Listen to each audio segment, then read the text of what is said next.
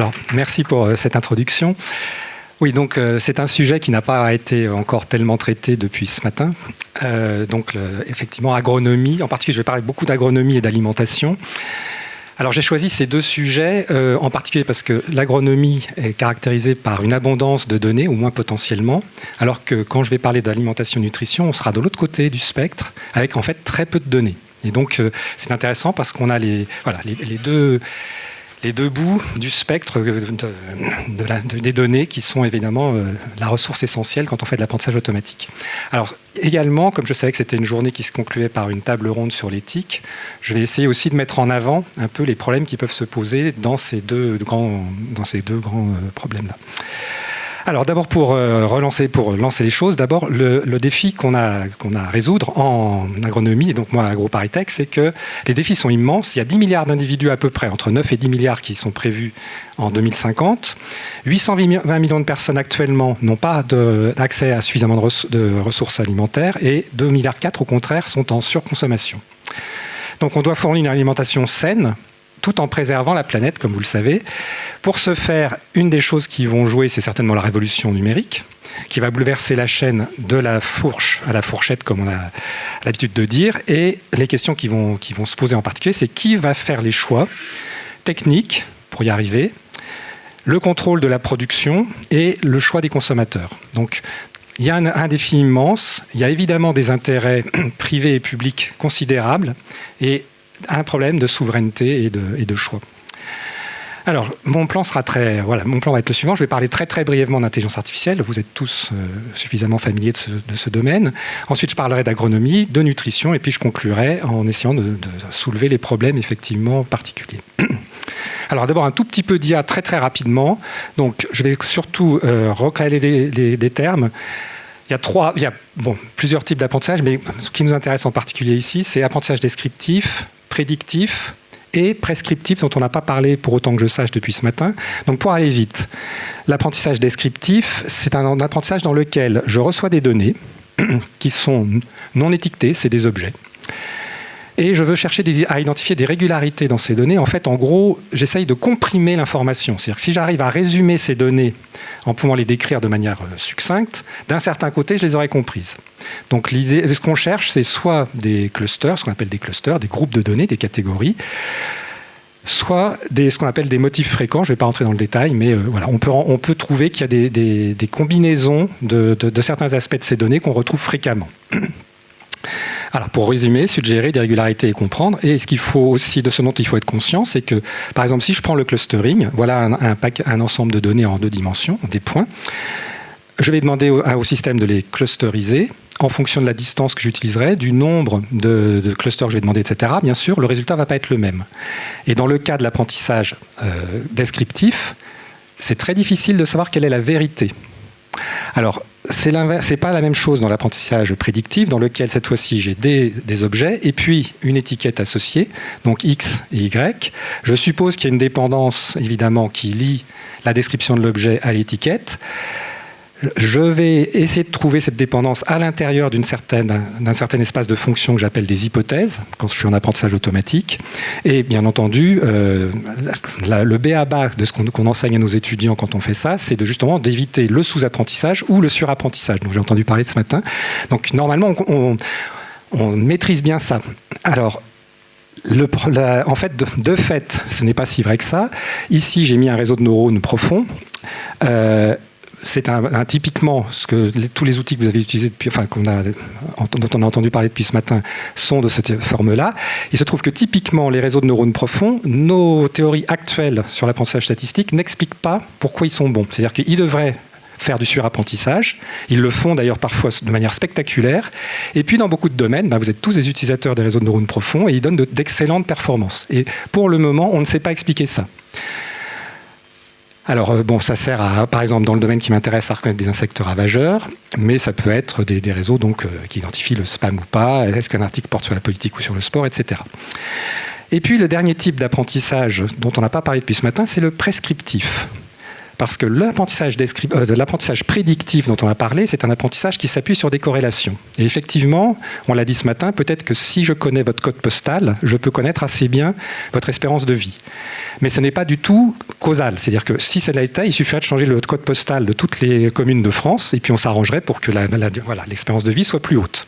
Donc ce n'est pas causal. Et l'apprentissage prescriptif, c'est celui qui cherche des causalités. Par exemple, j'observe que des gens qui mangent des glaces sont souvent en maillot de bain. Je voudrais vendre davantage de glace. Il suffirait que je leur demande de se mettre en maillot de bain. On sait tous que ça ne va pas marcher, aussi simplement que ça, parce qu'il y a des facteurs confondants qu'il faut, enfin en particulier, ce qui cause le fait de manger des glaces, c'est qu'il fait chaud. Donc l'apprentissage prescriptif est beaucoup plus difficile que l'apprentissage prédictif. Et il est tout à fait en émergence actuellement. Il va certainement prendre une importance considérable à l'avenir, mais il n'est pas encore résolu. C'est vraiment un domaine de recherche. Voilà. Alors les questions brûlantes en IA sont les suivantes. Bien sûr, les données qui sont devenues essentielles, c'est ce qu'on appelle, on dit aussi souvent que c'est le pétrole de l'intelligence artificielle. D'où viennent-elles? Sont-elles représentatives? Sont-elles biaisées? On a vu ce matin que c'était un problème important. Qui les contrôle? On va y revenir. Par ailleurs, construire des systèmes d'intelligence artificielle, ça demande des moyens, en particulier intellectuels. C'est-à-dire qu'il faut des gens qui soient formés à ça, sinon on peut faire des catastrophes. Ça se produira très certainement. On sait qu'on produit à la chaîne des gens qui font de l'intelligence artificielle et de l'apprentissage automatique. Il est clair que ces gens-là, pour beaucoup d'entre eux, ne maîtrisent pas vraiment le fond.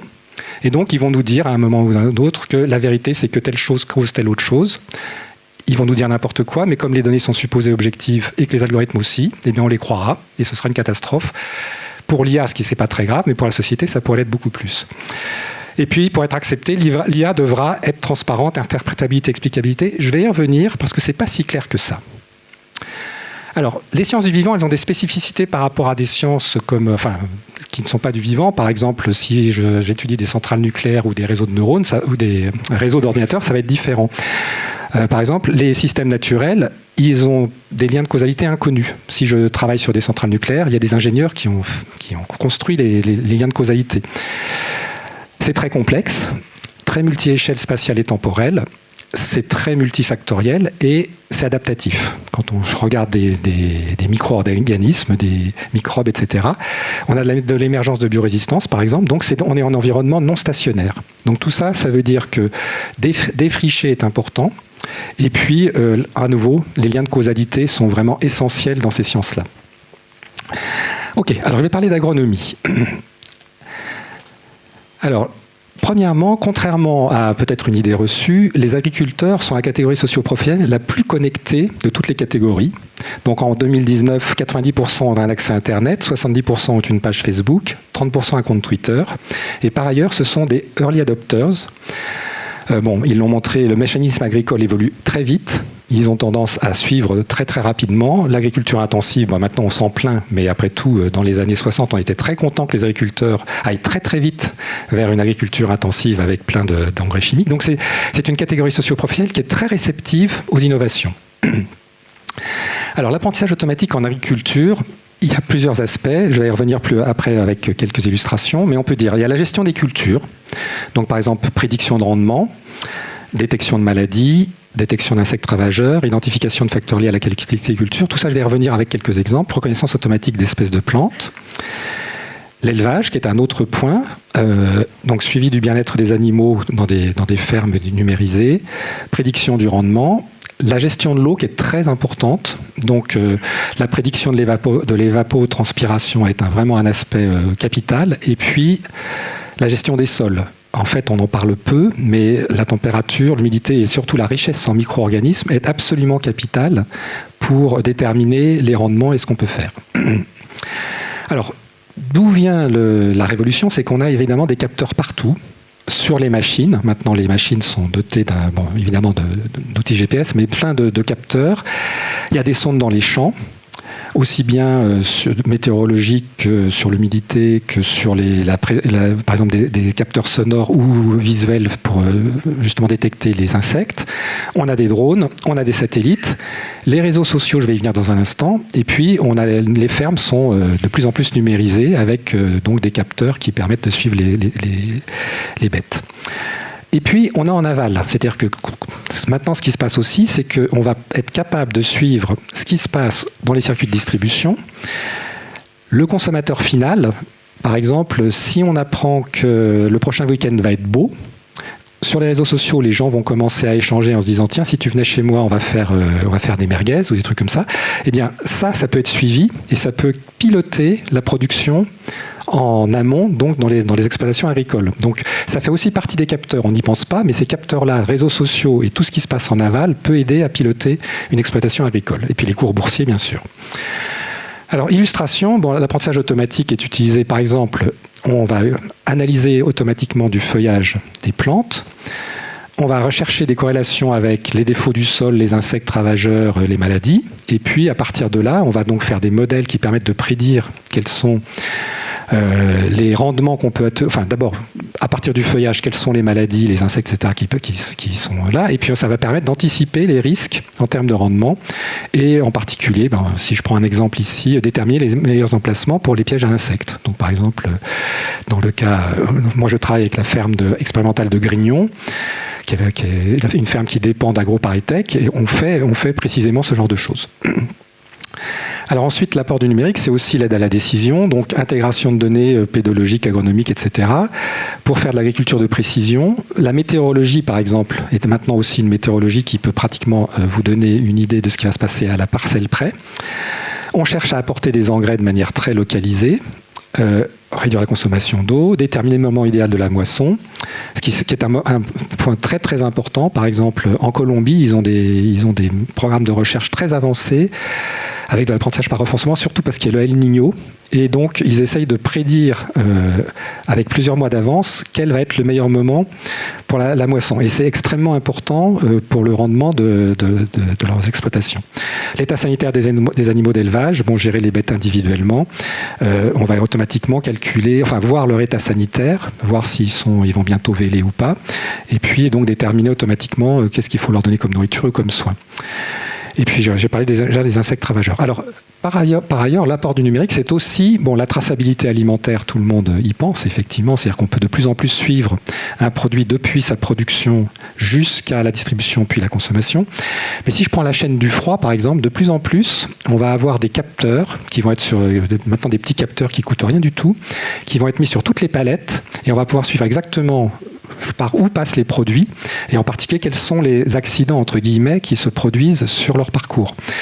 Par exemple, si une palette est déposée quelque part en dehors d'un camion réfrigéré pendant quelques heures, on va pouvoir calculer automatiquement de combien il faut modifier la date limite de consommation.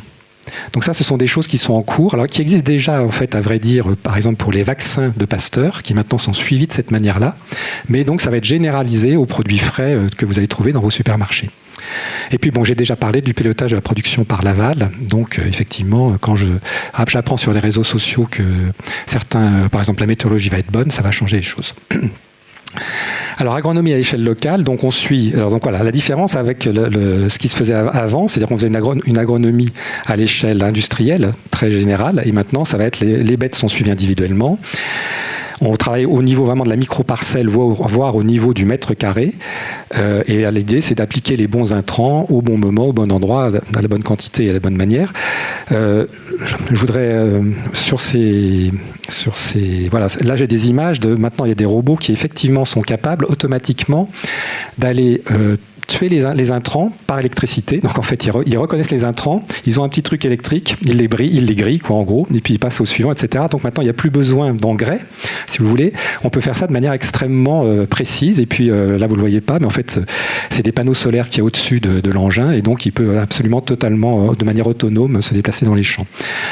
Par ailleurs, voilà, ça se fait comme ça. Par ailleurs, il y a aussi maintenant des systèmes qui permettent de compter automatiquement, par exemple, les tournesols ou les salades dans des champs, et donc de connaître automatiquement à partir d'images de drone, de savoir exactement quel est le rendement à attendre.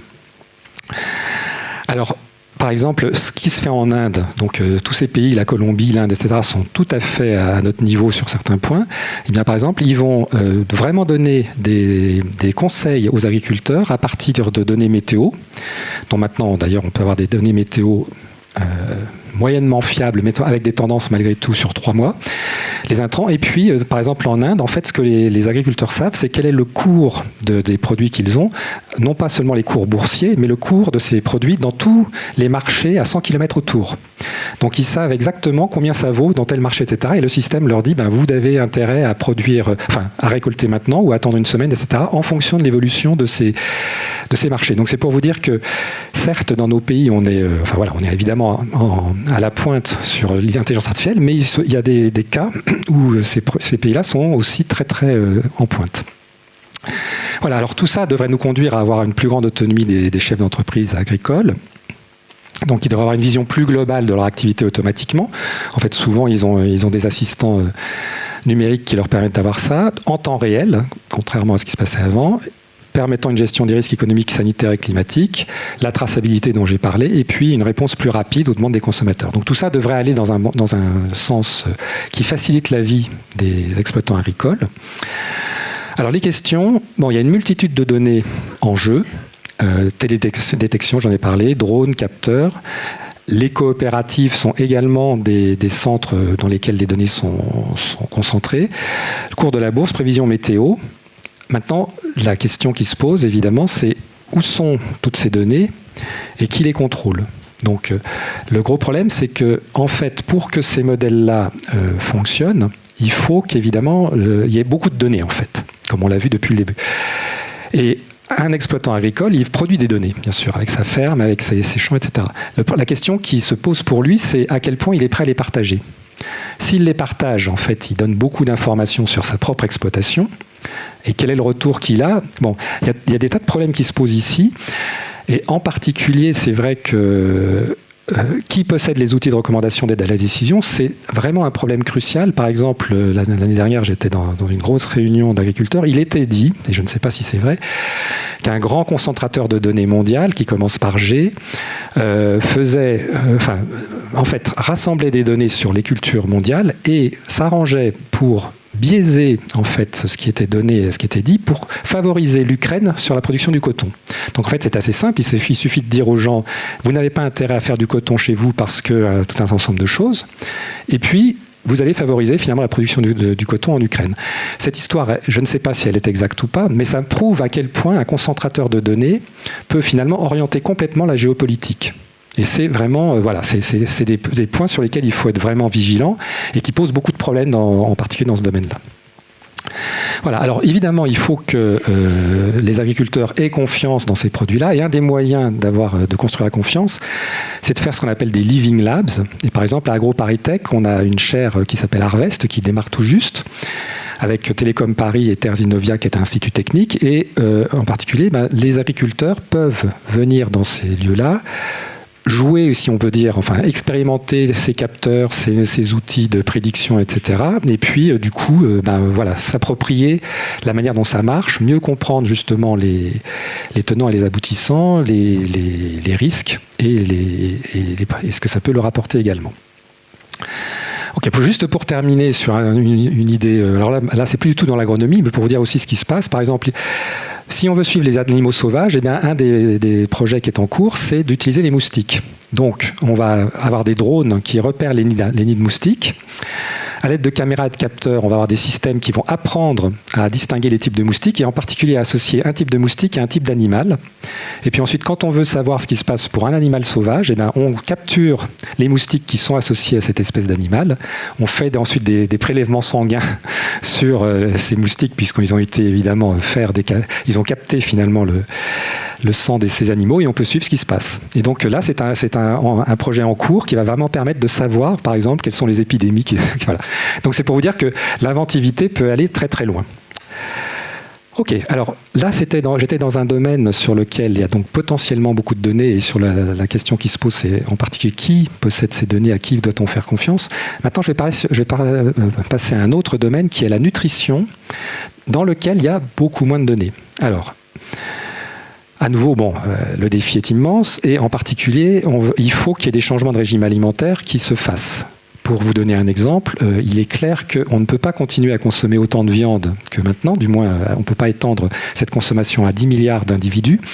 Donc, par exemple, il faudrait changer les habitudes alimentaires de telle manière que la consommation de protéines aille de protéines animales vers des protéines végétales. Donc il s'agit de savoir comment on peut guider les consommateurs vers une consommation différente de ce qu'ils ont l'habitude de faire jusque-là. Alors, des constats, l'excès de poids est un problème de santé publique majeur. C'est un problème, en particulier l'obésité, par exemple, a été multipliée par 3 en 30 ans et 20% dans de nombreux pays européens, atteint 20% dans de nombreux pays européens. Plus de la moitié de la population européenne est en surpoids et on n'est pas les pires par rapport à ce qui se passe aux États-Unis. Et donc l'espérance de durée de vie est diminuée et les coûts pour les systèmes de santé sont élevés. Et puis par ailleurs, l'alimentation humaine a un impact très important sur la planète, sur le réchauffement climatique en particulier, puisque l'utilisation d'engrais, par exemple, a un énorme impact. Par exemple, le N2O a un effet de serre 300 fois plus grand que le gaz carbonique. Et ça, c'est émis par l'engrais. C'est un des enjeux d'ailleurs du GIEC, c'est de savoir exactement évaluer combien de la masse d'engrais repart dans l'atmosphère sous forme de N2O. Pour le moment, on sait que c'est entre 0,5 et 2,5%. On ne sait pas donc de la masse. Et suivant ce pourcentage, ça peut complètement changer les prévisions qui sont faites sur le réchauffement climatique. Donc là, il y a un enjeu majeur. Et puis l'élevage, on sait que les animaux émettent en particulier beaucoup de méthane. Ok, donc il faut moins de sucre, de sel, d'alimentation, etc. Là, par exemple, je vous mets à la fin, les experts préconisent pour un rapport de 2500 calories par jour de manger chaque jour, 300 grammes de légumes, 200 grammes de fruits, 230 grammes de graines complètes, 50 grammes de lumineuses, etc. La viande rouge ne devrait pas dépasser 14 grammes par jour, ce qui est effectivement ce qui peut paraître extrêmement bas. Et puis, volaille, 29 grammes, poisson, etc. Alors ça, les experts peuvent dire ça. Évidemment, ni vous ni moi n'allons suivre ces recommandations. Et donc, un des gros problèmes, c'est qu'effectivement, les campagnes d'information du type manger 5 fruits et légumes par jour sont inopérantes. Globalement, certes, ça sensibilise les gens, mais de fait, très peu de gens suivent ces conseils-là. Et donc, on a un problème, c'est qu'on voudrait comprendre qu'est-ce qui détermine le choix des consommations par les utilisateurs pour ensuite pouvoir jouer dessus. Et ces choix, ces déterminants de choix sont très complexes et de nature très variée. Il y a le contexte. Par exemple, on sait que si vous êtes en milieu professionnel, à la cantine, vous n'allez pas consommer la même chose que chez vous. Si vous êtes dans un milieu familial, c'est pas la même chose que seul ou en groupe avec des étrangers.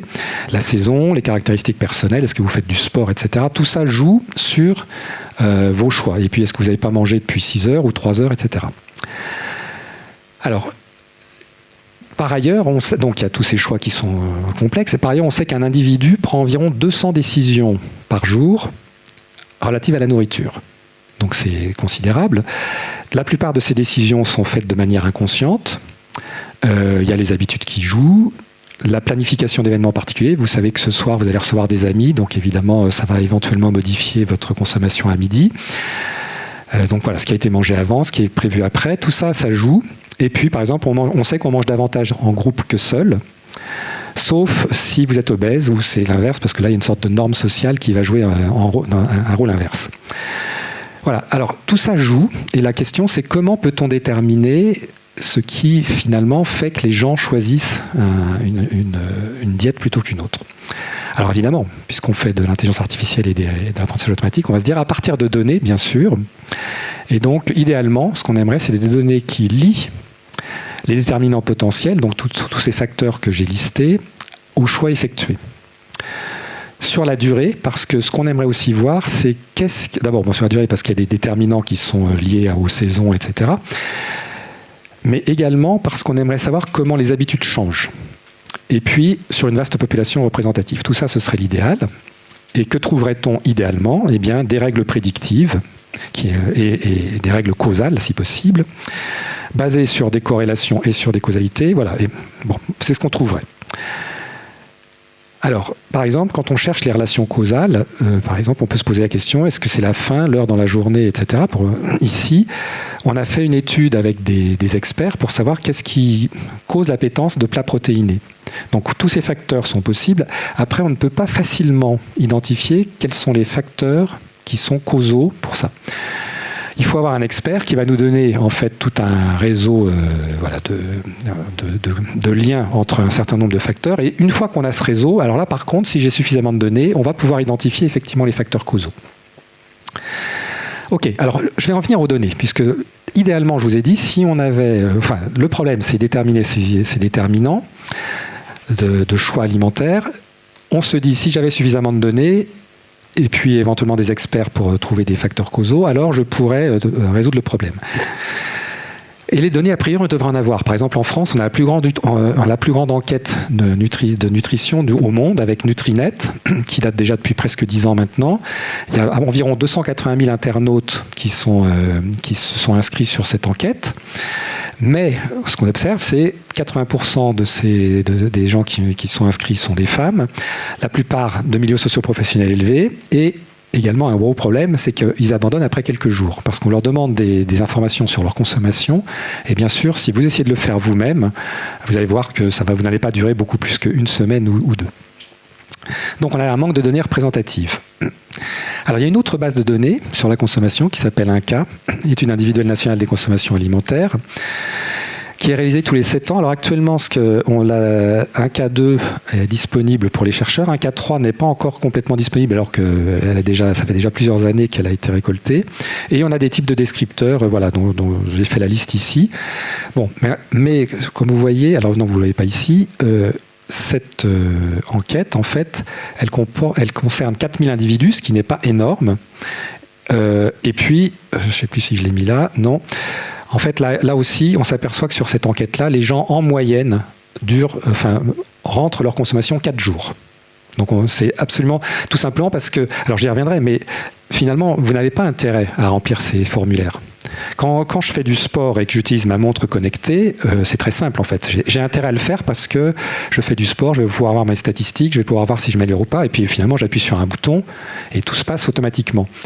Dans le cas de la nutrition, c'est pas du tout aussi simple, parce que pour savoir ce que vous consommez, comment faire automatiquement ? C'est-à-dire, si on vous demande de le rentrer à la main dans des questionnaires, il est clair que vous n'allez pas le faire très longtemps. Alors, on peut essayer de trouver d'autres moyens de le faire.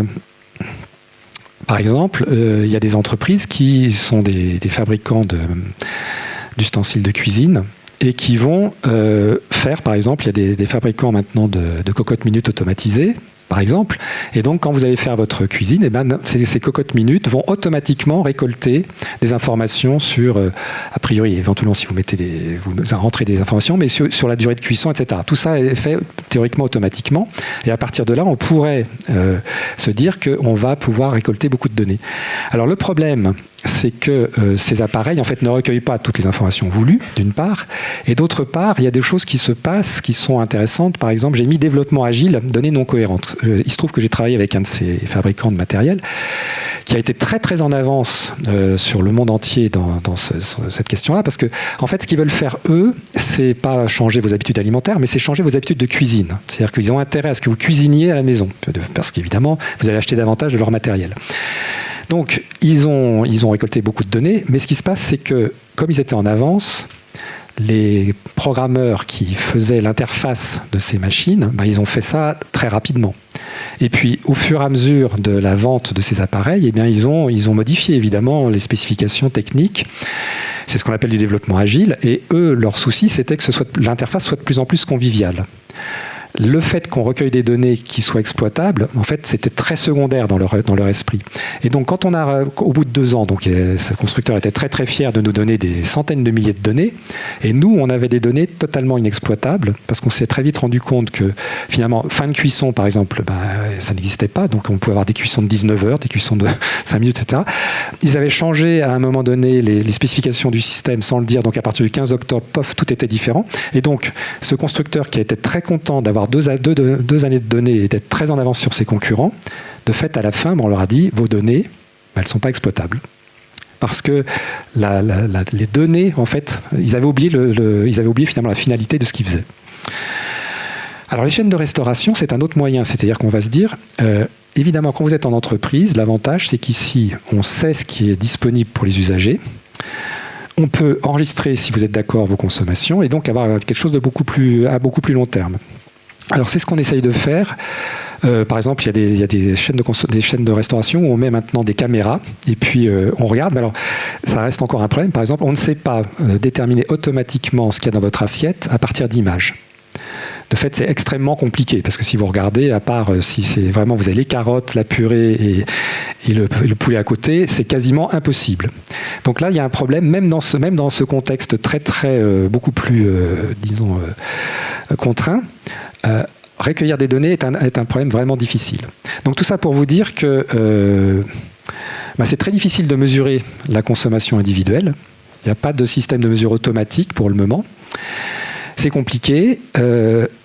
C'est difficile de recueillir des historiques longs. Or, on en aurait besoin pour savoir comment les consommations évoluent.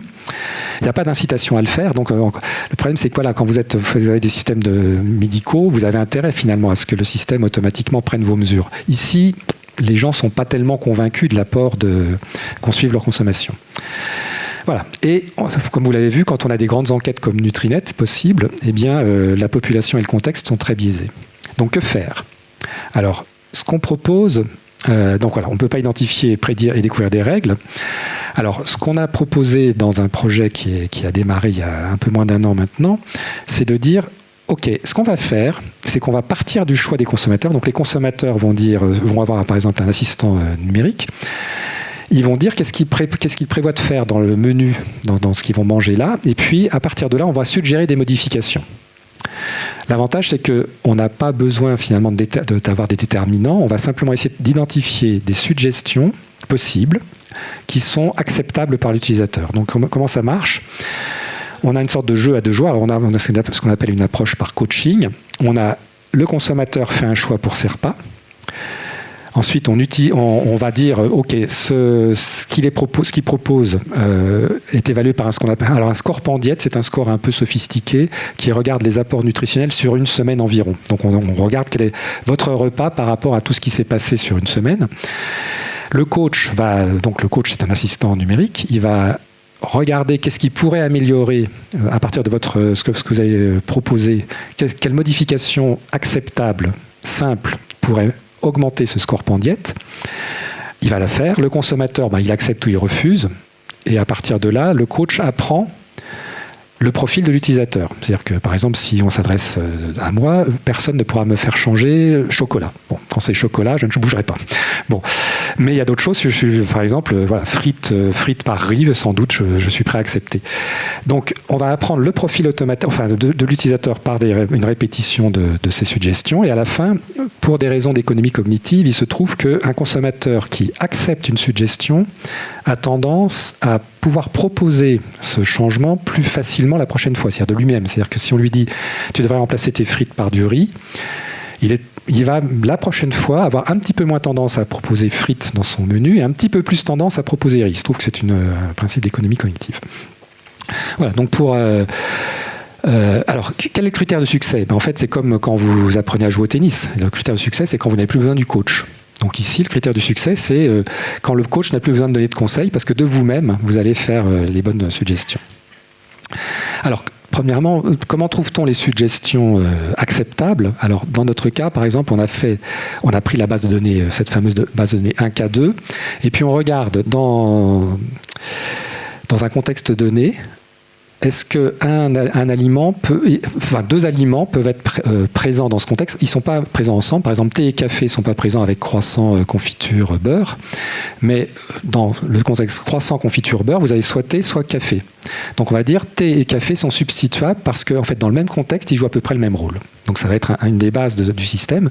Donc par exemple ici, vous voyez que le pain peut être remplacé par des viennoiseries ou du cake, etc. Ça c'est au petit déjeuner, ça peut être différent à midi.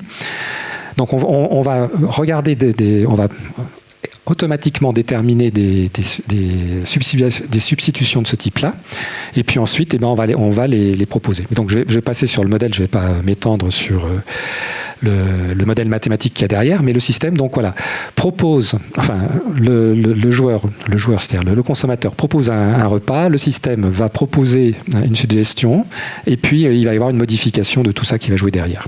Et alors si on prend des choses très très simples comme ici, où j'ai simplement des frites, du riz et des épinards, ici, cette toute petite simulation est telle que l'utilisateur n'est pas prêt évidemment à passer de frites à épinards facilement, mais il est davantage prêt à accepter cette substitution de frites par riz et puis ensuite de riz par épinards. Et donc si on regarde une petite simulation ici, voilà, ce qui se passe ici, c'est les proportions de ces trois aliments. Donc ici c'est épinards, ça c'est frites et ça c'est riz. Et donc ici, sur cette petite simulation, on voit que au début le consommateur a tendance à ne proposer que frites, et puis au fur et à mesure des suggestions, la proportion de ce qu'il va proposer va différer, et à la fin, alors là c'est vraiment complètement simpliste, il va dire ok épinards tout le temps. Et on voit ici la courbe du coach. Évidemment, le coach à la fin il n'a plus rien à faire puisque l'utilisateur dit tout le temps. Alors si on complique un tout petit peu les choses avec 4 aliments, on obtient ce genre de choses. Et puis évidemment, en fait, ce qui se passe, c'est que vous n'êtes pas prêt à accepter de manger toujours des épinards. Vous voulez quand même une certaine variété dans votre alimentation. Donc si on introduit la variété, on a ce genre de courbe où effectivement à la fin vous n'êtes pas à 100% sur le truc, mais voilà, ça c'est ce qui va être proposé par l'utilisateur qui va avoir une certaine proportion, et le coach du coup n'a plus un rôle qui continue, même s'il diminue, il continue comme ça.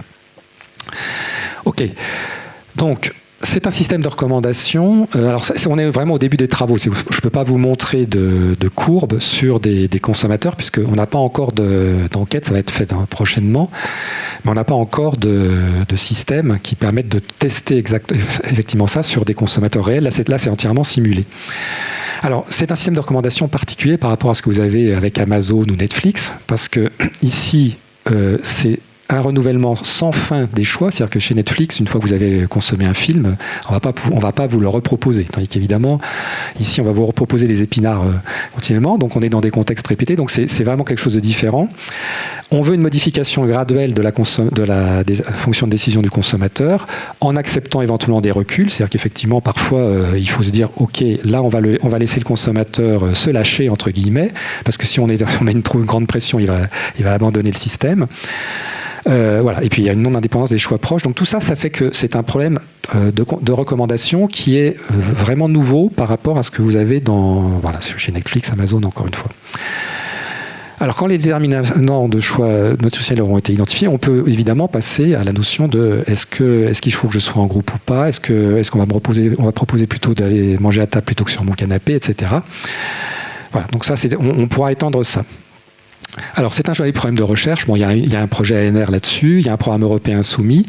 Ce que je voudrais souligner, c'est que ce que j'ai décrit là, en fait, ça pourrait s'étendre à d'autres domaines. C'est-à-dire que là, je l'ai illustré sur l'alimentation, mais après tout, on pourrait orienter les choix culturels des gens de la même manière.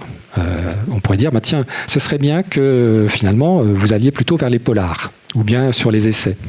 On pourrait imaginer que vous proposez un livre, on vous propose finalement une petite modification acceptable de vos choix, et puis que petit à petit, on vous fasse glisser vers des goûts qui soient différents.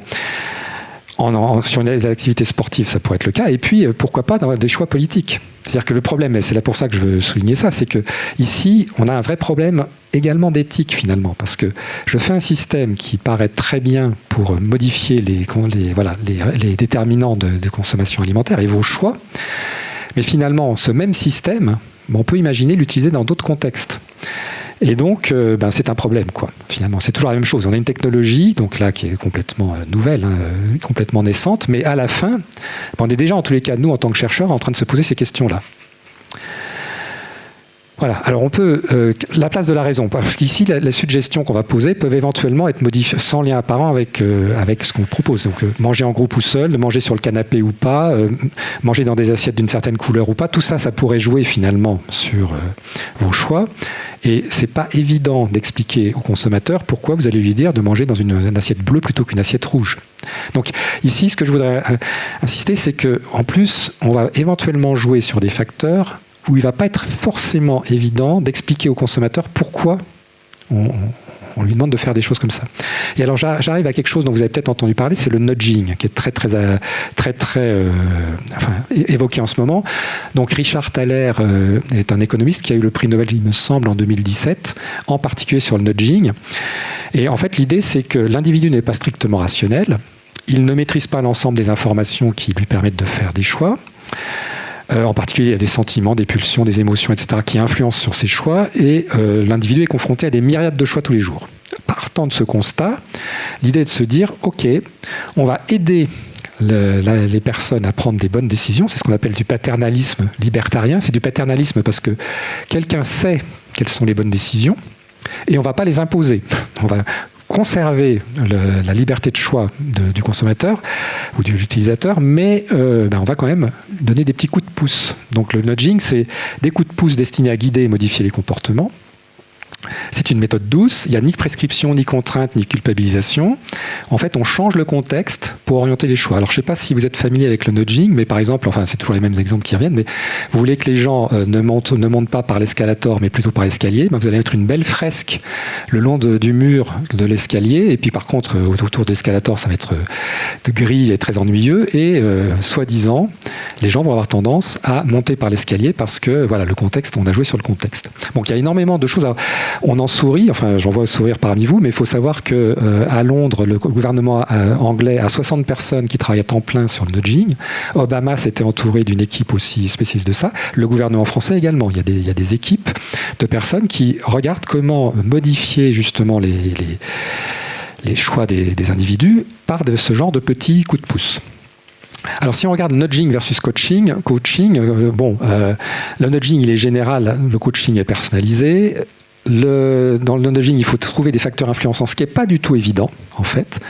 Dans le coaching, on essaye de partir des choix de l'utilisateur et on apprend son profil en termes de suggestions acceptables.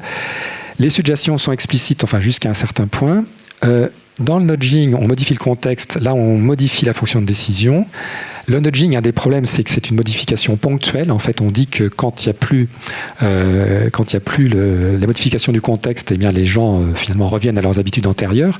Dans le coaching, on aimerait que ce soit des modifications durables. Bon, ça reste à vérifier. Alors, conclusion, ce que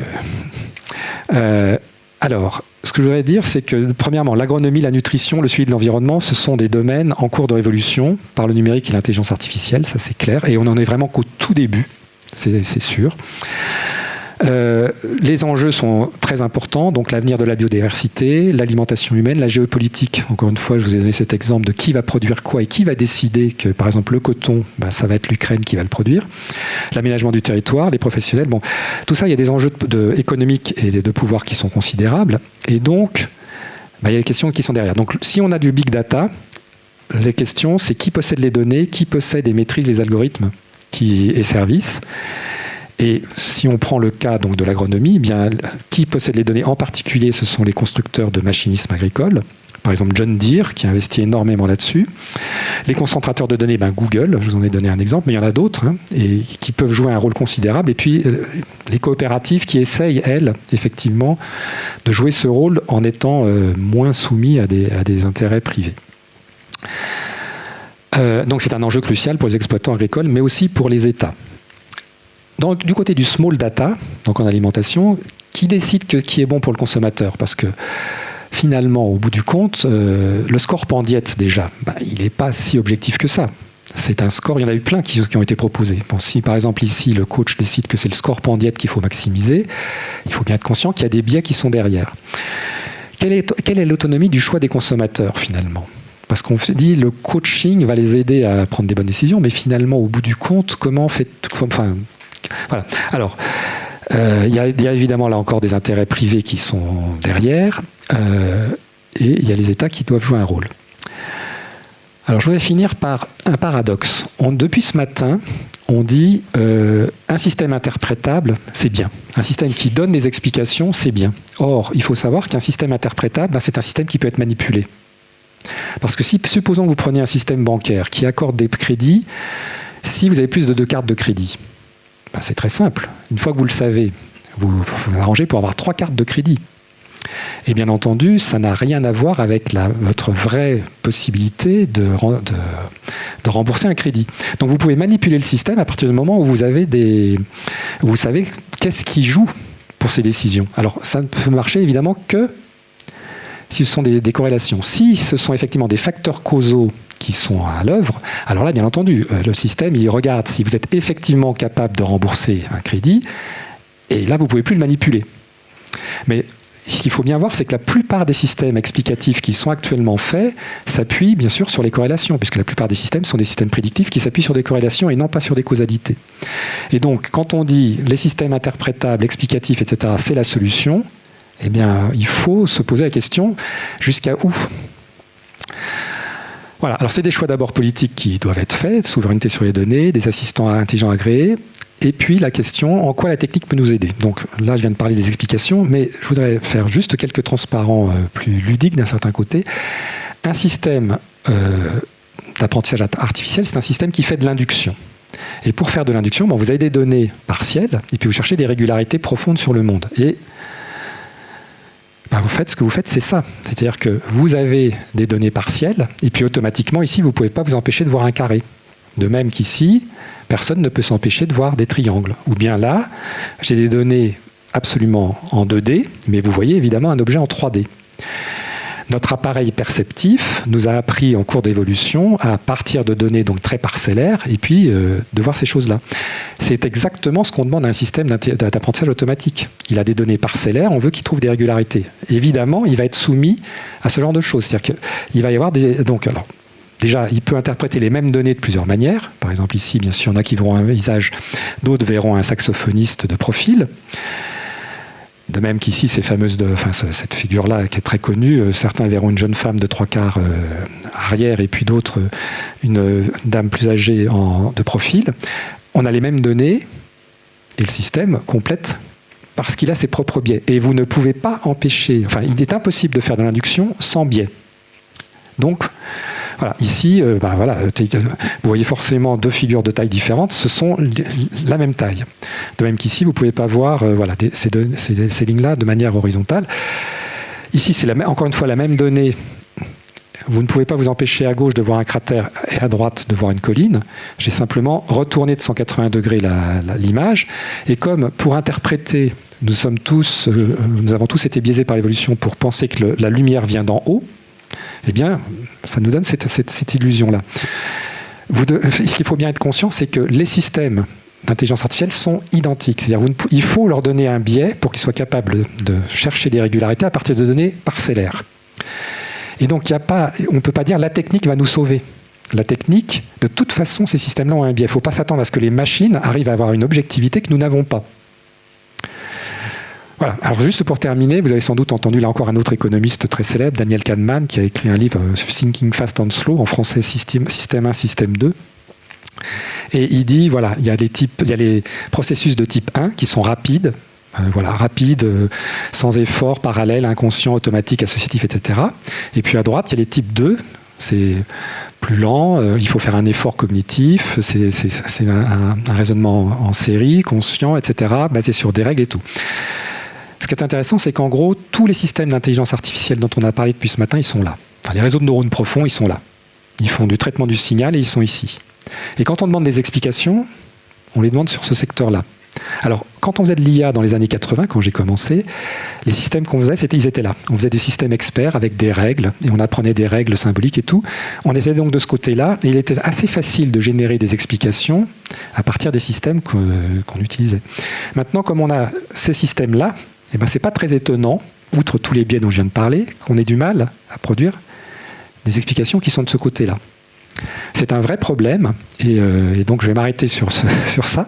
Mais voilà, donc ce que je voudrais conclure sur, j'ai essayé de montrer des domaines dans lesquels il y a beaucoup de données, et ça pose un tas de problèmes, des domaines où il n'y a pas beaucoup de données, et on va faire des systèmes de recommandation particuliers. Il y a des questions donc, dans ces deux choses-là, et à la fin, je voudrais quand même souligner qu'il ne faut pas demander aux machines de faire quelque chose que nous ne savons pas faire. Nos données sont biaisées, les machines s'appuient dessus. De toute façon, indépendamment même du fait que les données sont biaisées, les systèmes ont forcément des biais. On ne peut pas faire autrement.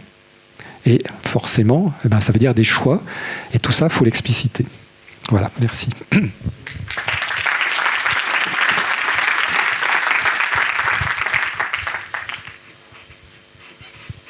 Merci beaucoup.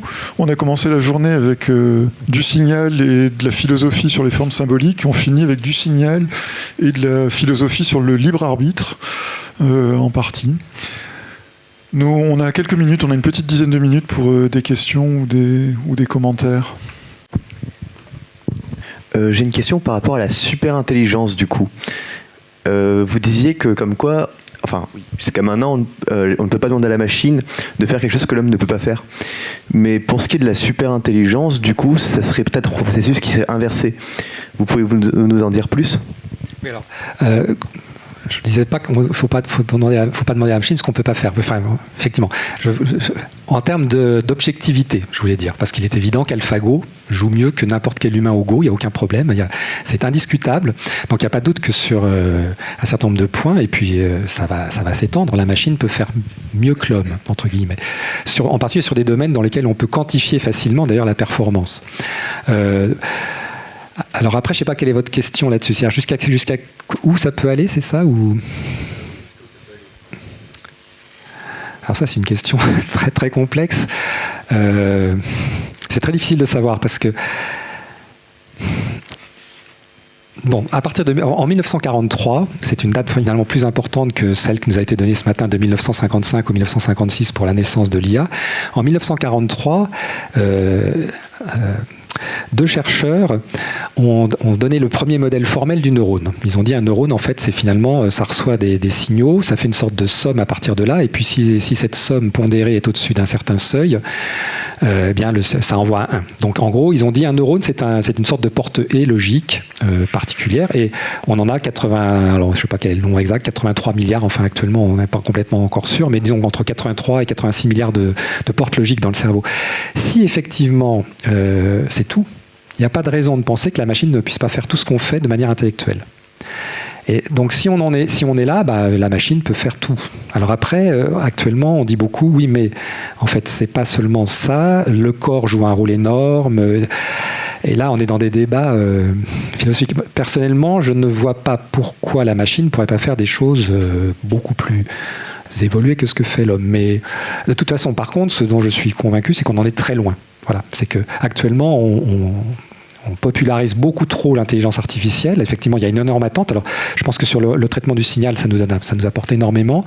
Mais de là à extrapoler et dire qu'on va remplacer, par exemple, le médecin, effectivement, enfin, l'intelligence artificielle est très loin de l'intelligence d'un bébé de 1 an, quoi. C'est incommensurable. Donc, on en est très, très loin. Maintenant, d'un point de vue philosophique, chacun peut avoir sa position.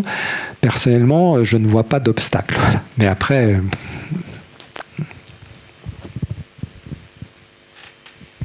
Oui, moi je reviendrai juste sur notre discussion de la pause. Vous avez terminé en disant que à droite, c'est les réseaux de neurones des années 80. Alors, plutôt les systèmes experts à droite. Ouais, voilà. Ouais. Et finalement, pourquoi dans les années 80, il y a eu un peu ce début, et puis ça s'est arrêté. Est-ce qu'il n'y avait pas assez de données? Est-ce qu'on n'était pas sur un système... on était sur un système expert et pas un système de fast? Voilà. Oui. Alors, ce qui est amusant, c'est que si on regarde l'histoire de l'IA, il y a eu une première période pionnière jusqu'à la fin des années 60 où on a pensé que l'IA c'était des méthodes générales de raisonnement. Bon. Et puis on s'est rendu compte à la fin de ces années-là qu'en fait un joueur d'échecs excellent, c'est pas quelqu'un qui raisonne mieux que les autres. D'ailleurs, si ça avait été le cas, il serait le meilleur médecin, il serait aussi le meilleur chef d'État. Bon. Donc de fait, on s'est rendu compte que finalement, bien sûr, il faut savoir raisonner, mais il faut avoir beaucoup de connaissances. Un expert, il a énormément de connaissances. Donc dans les années 70 jusqu'au début des années 80, on a fait des systèmes experts. Et puis effectivement, certains systèmes experts étaient meilleurs que les meilleurs médecins, par exemple sur les maladies bactériennes du sang. Un système qui s'appelle Mycin était plus performant que tous les médecins. Le problème, c'est qu'à chaque fois qu'on voulait faire un système expert, eh bien, il fallait beaucoup d'années pour des gens, et puis il fallait ce qu'on appelle extraction de connaissances. On allait essayer d'extraire les connaissances de la tête des gens. C'est très très compliqué. En fait, on mettait au point des systèmes presque de torture pour essayer de leur extraire leurs connaissances, parce que plus vous êtes expert, plus la connaissance est compilée, et donc plus vous avez de mal finalement à la donner.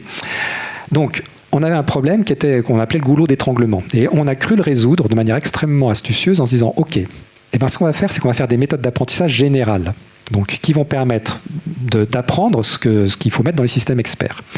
On a fait des systèmes comme les arbres de décision, etc., qui étaient très bien, ou l'explanation-based learning, je n'ai pas le temps d'y venir, mais qui sont des systèmes qui peuvent apprendre à partir d'un seul exemple. Donc, on était capable d'apprendre à partir d'un seul exemple des choses compliquées, comme par exemple le concept de fourchette aux échecs. Et le problème de ces systèmes-là, c'est que par contre, ils ne résistent pas au bruit. C'est-à-dire ça marche aux échecs parce que vous savez exactement où sont les pièces, etc. Mais dès que vous traitez des données réelles, il y a du bruit, il y a de l'imperfection, et ces systèmes symboliques extrêmement puissants n'y résistaient pas. En revanche, au même moment, en 86, sont arrivés les réseaux de neurones qui, eux, permettent de traiter des données bruitées. Alors, ils ont mis du temps à décoller parce qu'il y avait assez peu de données dans ces années-là. Mais de fait, ils ont complètement remplacé et éliminé finalement tous les autres systèmes, en gros. Donc tous nos systèmes d'apprentissage sont plutôt basés sur effectivement la détection de corrélation, que ce soit de manière statistique ou avec des réseaux de neurones. Et ça a totalement déplacé les autres systèmes qui sont utilisés d'ailleurs encore, mais que dans des domaines dans lesquels il n'y a pas de bruit. Donc je ne vais pas rentrer dans les détails, mais il y a des systèmes qui effectivement utilisent le Explanation-Based Learning, qui sont très très très puissants, mais uniquement dans des domaines où on sait qu'il n'y a pas de bruit. Donc par exemple des problèmes de satisfaction de contraintes. Bon. Vous devez placer 8 rennes sur un échiquier, il n'y a pas de problème, vous savez où sont les rennes, etc. Et maintenant on peut traiter des problèmes avec des dizaines de milliers de rennes sur un échiquier, ça marche à cause... Enfin le système apprend finalement les impasses. Il apprend, il y a une impasse, il apprend quelles sont les conditions générales de cette impasse, et donc il explore très très vite l'arbre de recherche, et il peut explorer des domaines extrêmement complexes. Alors voilà, donc les réseaux de neurones se sont imposés, mais le problème en même temps, c'est qu'effectivement les réseaux de neurones sont à gauche, et donc après, comment expliquer ce qu'ils font ? Alors ceci étant dit, là encore, il faut se méfier, on croit qu'on explique ce qu'on fait, mais c'est pas vrai. La plupart du temps, quand on fournit une explication, c'est a posteriori. C'est-à-dire, si on vous demande une explication, on va justifier ce qu'on a fait a posteriori. Il y a plein d'expériences psychologiques qui montrent qu'on prend une décision avant d'en être conscient, et il y a plein d'expériences qui montrent que quand on fournit une explication, en fait, on ne fournit pas la bonne explication. Il y a un facteur qui a joué, et en fait, quand on produit l'explication, on ne fait pas appel à ce facteur-là, alors que si on examine l'expérience, c'est ce facteur-là qui a fait que vous avez décidé une chose plutôt qu'une autre. Et vous, a posteriori, vous construisez une explication qui va être en cohérence avec votre propre personnalité, avec ce que vous pensez émettre comme image sociale, qui n'a rien à voir avec ce que vous avez vraiment fait. Donc là encore, est-ce qu'on ne demande pas aux machines de faire ce que nous, on ne fait pas ? Enfin, il y a une question là, d'ailleurs vraiment philosophique, est-ce que ces machines, en fait, ce qu'on fait actuellement, c'est que quand on demande à ces machines de donner une explication, c'est effectivement des explications a posteriori. On va par exemple demander quels sont les pixels sur lesquels ils se sont appuyés pour prendre la décision que c'était un chat plutôt qu'un chien. Alors ce qui était très très très pauvre. Mais voilà, la question à nouveau, nous on fait des explications a posteriori. Il y a très très peu de fois où on délibère réellement pour prendre nos décisions. Et même quand on croit délibérer, très souvent, la décision a été prise pour des facteurs qui ne sont pas ceux qu'on émet consciemment. Donc c'est un problème très très compliqué de produire des explications par des systèmes d'intelligence artificielle. Merci. Une dernière intervention peut-être ?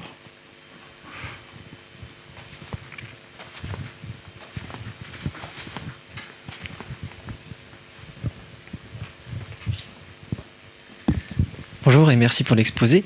Par rapport à l'interprétabilité, vous dites qu'un système interprétable est manipulable, donc vous nous mettez un peu en garde sur cette nouvelle tendance d'interprétabilité où tout le monde se jette.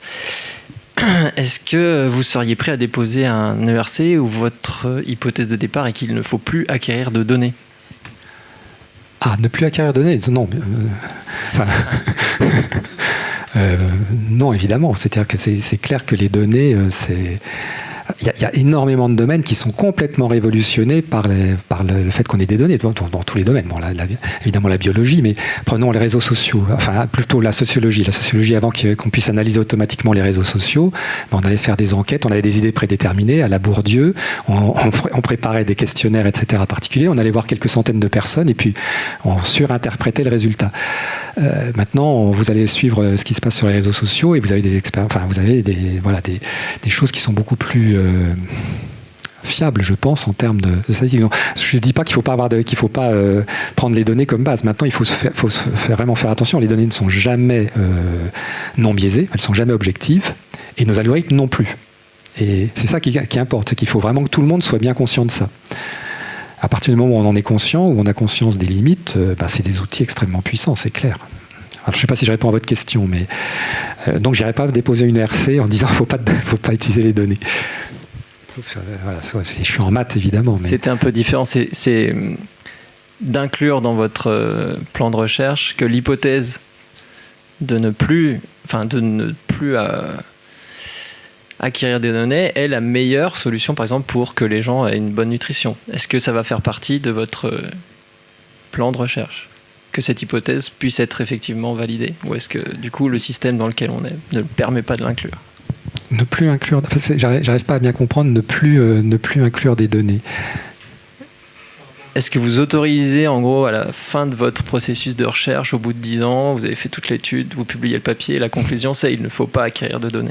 Est-ce que vous pouvez concevoir aujourd'hui un projet qui peut inclure ce genre de conclusion?